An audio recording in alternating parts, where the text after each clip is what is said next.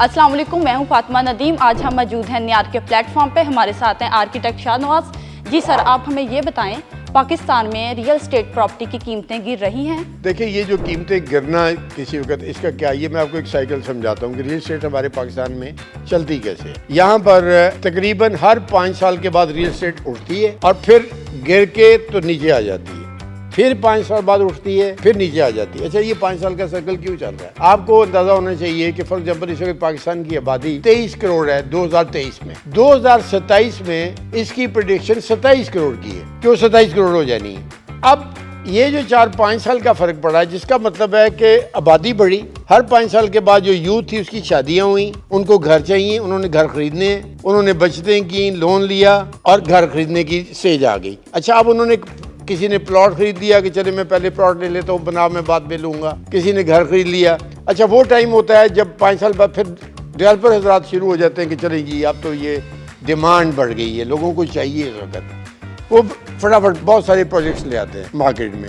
कोई प्लॉट्स के लिए आता है, कोई अपार्टमेंट्स के लिए आता है। लोग खरीदते, उन्होंने तो खरीदना है, उन्होंने अपनी ज़रूरत पूरी करनी है। लेकिन कुछ लोग फिर उस वक्त भेड़ चाल वाले भी आ जाते हैं, ऐसे डेवलपर्स, ओ यार उसका प्रोजेक्ट बिक गया, ओहो उसका भी बिक गया, उसका भी बिक गया, मैं भी करता हूँ, मैं भी करता हूँ, मैं भी करता हूँ। अब ये वो लोग हैं जो बगैर असेसमेंट के आए, भेड़ चाल में आए कि उसका बिक गया तो मैं भी करता हूँ। भाई उसने तो अपनी वर्किंग की थी, डिमांड देख ली थी कि अब टाइम इतना हो गया है, अब और ज़रूरत है। अब आप भेड़ चाल में किए जा रहे हो। अब होना ये है कि विद इन 2 ईयर्स, यानी 5 साल का एक बीच में लैग टाइम आया, 5 साल के बाद वो एकदम से जरूरत फील होनी शुरू हुई और कुछ भेड़ चाल वाले आ गए।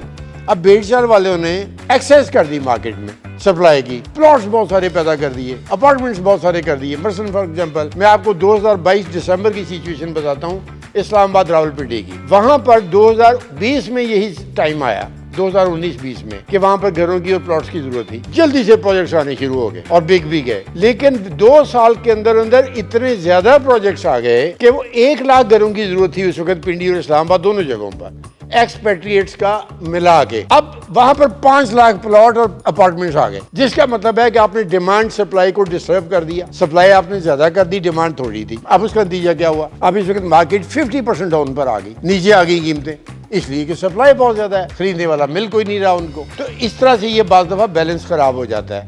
कहाँ 1 लाख की जरूरत थी, 5 लाख उन्होंने मार्केट में फ्लोट कर दिया, प्लॉट और अपार्टमेंट्स। तो उनके साथ फिर यही होगा ना, फिर वो डाउन तो होना है। वो तो फंसे हुए हो, आप बना रहे हो, आप रुक तो सकते नहीं। आप तो आपने कोशिश करनी है कि जल्दी निकल जाए, तो चलें कम कीमत पर निकल जाए।